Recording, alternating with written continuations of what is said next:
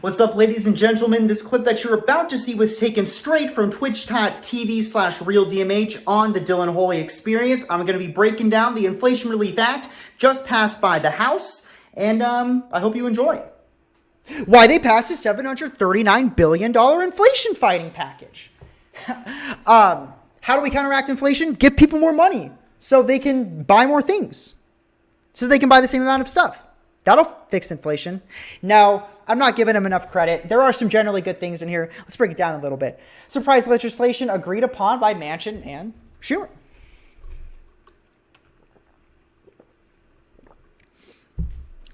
What started out as a $4 trillion effort during President Joe Biden's first months in office to rebuild America's public infrastructure and family support systems has ended up a much slimmer but not unsubstantial compromise package of inflation-fighting healthcare, climate change, and deficit reduction strategies that appears headed toward quick votes in Congress. Guys, do you know how we counteract inflation? We need to fix the climate. Let's continue on. Lawmakers are poring over the $739 billion proposal struck by two top negotiators. Senate Majority Leader Chuck Schumer and holdout Senator Joe Manchin, the conservative West Virginia Democrat who rejected Biden's first drafts, but surprised colleagues late Wednesday with a new one. What's in and out of the Democrats' 725-page Inflation Reduction Act of 2022, as it stands now. Lower prescription drug costs, launching a long-sought goal. The bill would allow the Medicare program to negotiate prescription drug prices with pharmaceutical companies, saving the federal government some $288 billion over the 10-year budget window. Those new revenues would be put back into lower costs for seniors on medications, including a $2,000 out-of-pocket cap for older adults buying prescriptions from pharmacies. The money would also be used to provide free vaccinations, who now are among the few not guaranteed free access, according to a summary document. Let's take a look at drug costs here. A $2,000 out-of-pocket cap for older adults buying prescriptions from pharmacies. Yeah, good. I know people view it as price fixing. I guess you can make the argument that I'm seen as a capitalist who believes there should be some regulation in the marketplace, fair business practices, but it also incentivizes competition in the marketplace to drive innovation and prices lower for everyday consumers and not create monopolistic practices or predatory practices. This could be seen as price fixing, and I think that's totally valid. But I also believe people shouldn't be spending thousands of dollars on medicine and medications that cost a few dollars to produce and that go directly into the pockets of the executives at these pharmaceutical companies. I think everyone agrees with that. I don't know what the precedent for this will be, though, because I don't believe there should be price fixing. But I think also this is a net good. Money would also be used to provide free vaccinations for seniors. Screw it. Listen, if you want to get the shingles vaccine, I don't care. If we're not price fixing anymore, if we're not paying exorbitant out-of-pocket premiums for the shingles vaccine that costs let's see how much the shingles vaccine costs to produce. That's an op-ed piece we're saving for later. Okay. Shingles vaccine production cost. Okay, no. Cost of the shingles vaccine. Okay, well, they're telling us it costs $280 for both shots. They're giving us the actual amount that you have to pay for it, not the actual production cost. But listen, all right, the margins on this shit is crazy. So yeah, if you People shouldn't be paying thousands of dollars on insulin when it costs like $30 to produce. It should be $30 for insulin. Anyway, lower prescription drug costs, good.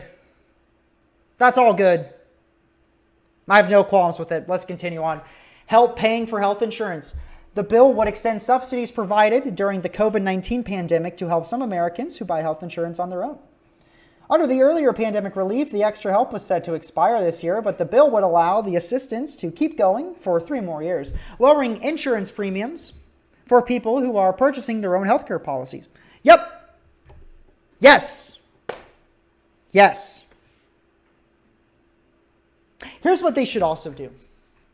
See, health insurance and insurance as a whole, whether it be home insurance, life insurance, auto insurance, car insurance, health insurance, it is so heavily regulated. And they did this to basically create an oligopoly. So there are only a few major players. See, the insurance industry used to have way less regulation. And it was actually cheaper. It's the single biggest investment in climate change in U.S. history. The bill would invest $369 billion over the decade in climate change fighting strategies, including investments in renewable energy production and tax rebates for consumers to buy new or used electric vehicles. Notice how they said EVs and not cars, Damien and Stan, because, I'm sure you believe electric vehicles are not cars. So, they're saying EVs. They're being politically correct to your view. Let's continue on. Single biggest investment in climate change in U.S. history. Now, we're going to get further down in this. I think this is good. What they've outlined here is a good thing. Should it be part of the inflation fighting package? I don't know. I think they could have done a more robust climate change and green energy package by itself. I don't think we needed to lump this into the inflation fighting package. But let's continue on. It's broken down to include $60 billion for a clean energy manufacturing tax credit and $30 billion for a production tax credit for wind and solar, seen as ways to boost the industries that can help curb the country's dependence on fossil fuels. Yes! Yes! Yes! Energy sovereignty is so important. $60 billion for a clean energy manufacturing tax credit. So if they invest into clean energy manufacturing, they're getting money for it. Let's go. Yes, every part of this, absolutely, just a goddamn chef's kiss. Mwah, mwah, mwah, mwah. For consumers, there are tax breaks as incentives to go green. One is a 10-year consumer tax credit for renewable energy investments in wind and solar. There are tax breaks for buying electric vehicles, including a $4,000 tax credit for purchase of used EVs and $7,500 for new ones. Yep. Keep that money rolling, baby. I like that a lot. Very, very good stuff. Very good stuff all around. In all, Democrats believe the strategy could put the country on a path to cut greenhouse gas emissions by 40% by 2030 and would represent the single biggest climate investment in U.S. history by far. Okay. First things first. The single biggest climate investment in U.S. history. It's not that. It's green energy, which I think is equally as important. But this isn't doing anything to necessarily stop the ecological or to fix the ecological disaster we've already done. It's going to make the earth cleaner going forward, but this isn't necessarily impacting the climate change stuff. It's just it's giving a profit incentive to be cleaner. But the real climate change policy is cracking down on the worst offenders of pollution and carbon emissions. That's the real climate change policy. So this is a good thing, but this isn't climate change policy. This is green energy policy. I still think it's important. I think they could have not put this into the inflation fighting package and done a more robust green energy bill. I still think something like a Green New Deal in theory, I absolutely love that. I think the United States should no longer be reliant on oil. And I think over the next 10 to 20 years, if they had robust government investment into a green energy and zero emission infrastructure, I think we could do that. And I think we could be vanguards and global figureheads in terms of green energy and clean energy investment. I think overall this is good. I don't think it needed to be added into the inflation package. I think what they could have done in lieu of this, if you were doing the inflation package, you could have done a tax credit for food, a tax credit for gas, a tax credit for payments. Just a few ideas. But generally, the climate change stuff, sure, that's all good. But I don't think it needed to be added in the inflation fighting package. How to pay for all of this? The biggest revenue raiser in the bill is a 15% minimum tax on corporations that earn more than $1 billion in annual profits. It's a way to clamp down on some 200 U.S. companies that avoid paying the standard 21% of the corporate tax rate, including some that end up paying no taxes at all. I believe they may be talking about Amazon. The new corporate minimum tax would kick in after the 2022 tax year and raise some $313 billion over the decade.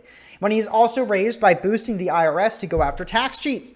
The bill proposes an $80 billion investment in taxpayer services, enforcement, and modernization, which is projected to raise $203 billion in new revenue, a net gain of $124 billion over the decade.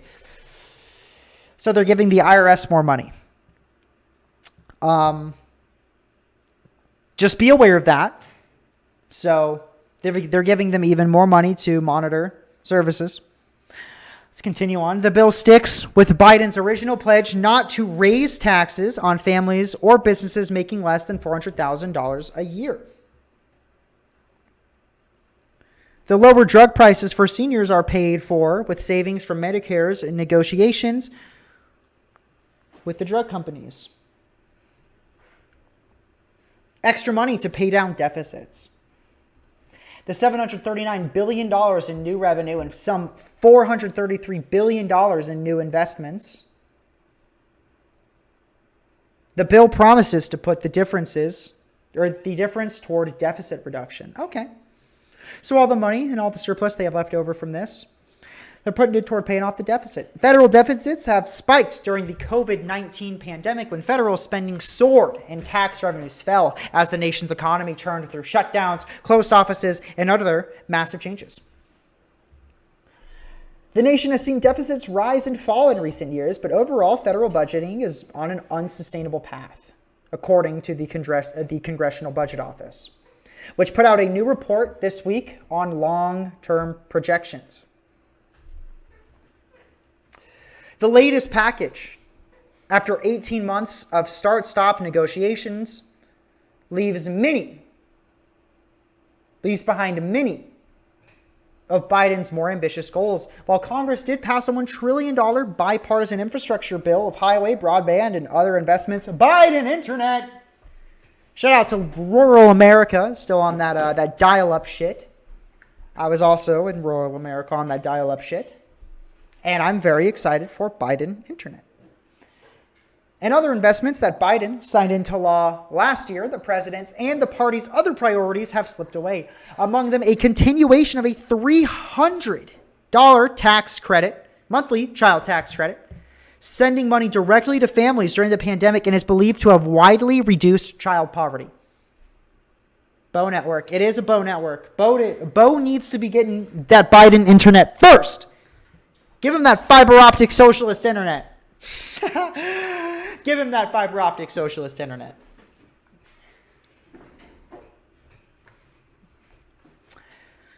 I don't, okay, for instance, a $300 monthly child tax credit, maybe they should have done that instead of the climate policy in this. Just an idea.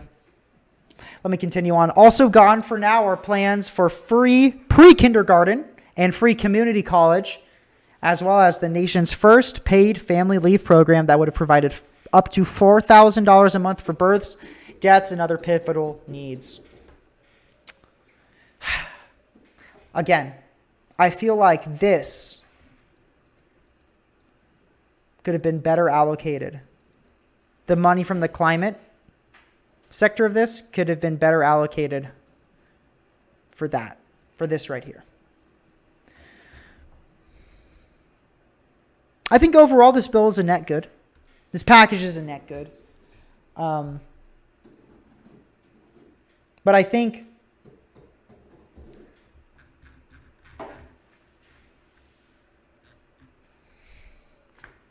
lower prescription drug costs, all right, go for it.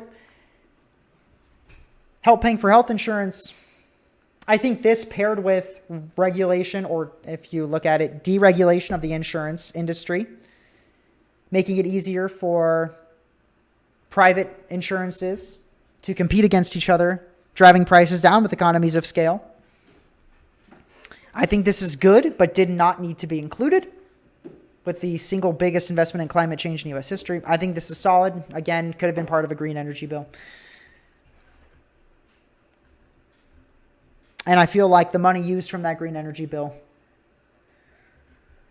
could have been used for these instead. The $300 monthly tax credit that was discontinued, and the plans for free pre-K, free community college, and the nation's first paid family leave program. That money could have been better allocated there instead of the climate and green energy part of this. But generally, I think that's fine. Now, Congress have been busy bees this week. This is not the only thing that they've done out of the Democrats' $739 billion inflation fighting package. Also known and officially known as the Inflation Reduction Act of 2022, they've passed something else. I hope you enjoyed the clip. Hopefully you learned something. You gained a better understanding, maybe some more clarification. If you did, feel free to give a like. If you have something to say, comment. And if you haven't yet, be sure to subscribe to the YouTube channel because we'll be posting some more clips from the VOD over at twitch.tv/realdmh. And if you have any interest in hearing what else I have to say on the internet and being up to date on when I'll be going live on twitch.tv/realdmh, be sure to follow me on Twitter @RealDylanHoly. And until next time, have a good one.